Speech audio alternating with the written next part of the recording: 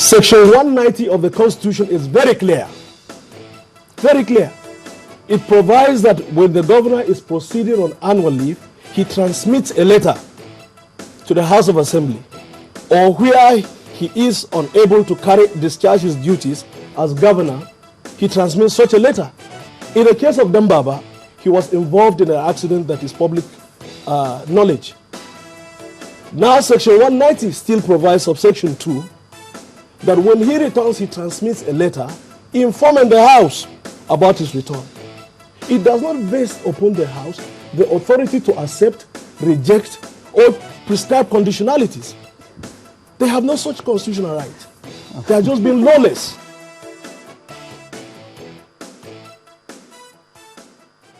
Welcome back. We're continuing our focus on developments in Taraba. Ikechi joins us now.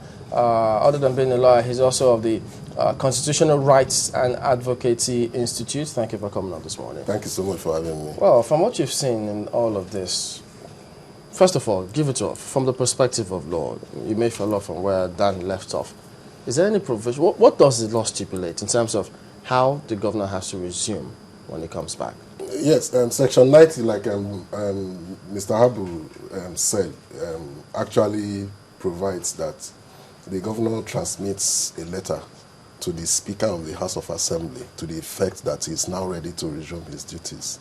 But for goodness sake, the Constitution is not a law. It's not just a document. It is organic. It reflects the spirit of the people. You must not interpret the Constitution so rigidly as to just to look at the wordings. You know, it says there, that is to say, the presumed absent governor, he transmits the letter. So the Speaker, as it were, given the prevailing circumstances, has a duty to himself and to the electorate, to the people of Taraba State, to ensure that it is actually the he that is intended under that section that actually transmitted that letter. So anybody can transmit a letter, you know, and it will be referred to as the Suntai.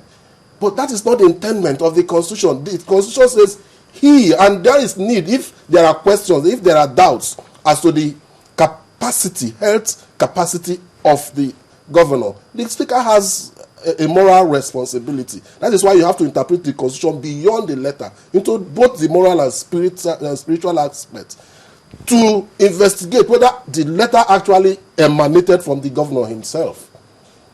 Oh, there's still some doubt as to how the letter came? I think in my honest view, in spite of the most recent YouTube video that showed a 2-minute outing by the governor, I think there are still, you can see that he actually has serious health challenges. I think it is better, in my view, that he is allowed to go get further recuperation, get a lot better, so as to be able to handle the exigencies, the intricacies, the different passions of the governance. Let's talk about the ESCO. Yes. That has been dissolved. Well, you say the ESCO missed out on a very historic chance, yes, to write their name in yes. history. Unfortunately, because of the politics involved, they were very careful. They were very careful, you know. What exactly did they miss out? They missed out on having to have catalyzed the process of appropriate medical investigation into the health of the governor. If they had used that section 189 and declared that the governor, after a two-thirds majority decision, declared that the governor is permanently incapacitated to handle the office of the governor, that does not mean that he has stopped being the governor at that point. That declaration just catalyzes the process of a medical investigation, of a 5-man medical investigation that also involves the governor's personal physician into the state of health of the governor. I think that they ought to have done that all this while, but because of the politics involved, they probably didn't want to play into the hands of the governor. And now that the governor has come back, they have the same thing. I think the fear that they had that they would have stepped on his toes and would have been sacked has happened, and they have lost that opportunity. However, I must also say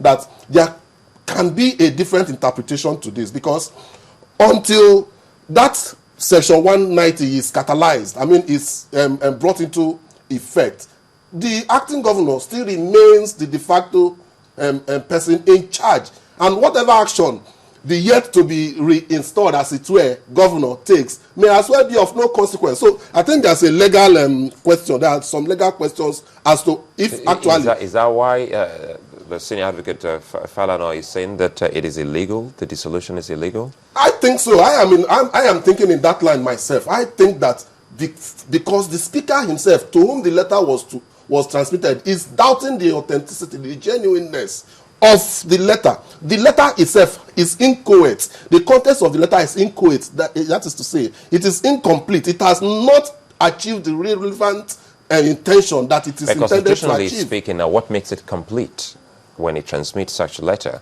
What makes it a complete in these prevailing circumstances, what makes it complete is when the speaker has received it and accepted that that letter is from the governor himself.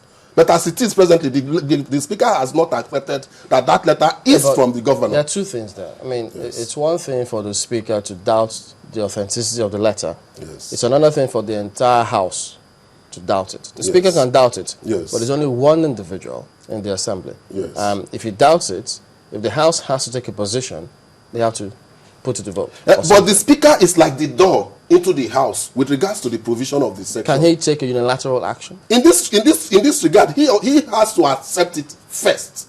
He has to acknowledge that yes, this is indeed from the governor. Then he would pass it on to the House of Assembly. He's the door. He's the name. He's the person. No, but if fake or real, if a letter is transmitted, he has to acknowledge, I've received the letter. Then we present. I mean, we see that happen on the Senate. No, it's not as easy as that. You see, how is it? The specific words used by the Constitution, Section 190, is that this letter will be transmitted to the Speaker of the House of Assembly.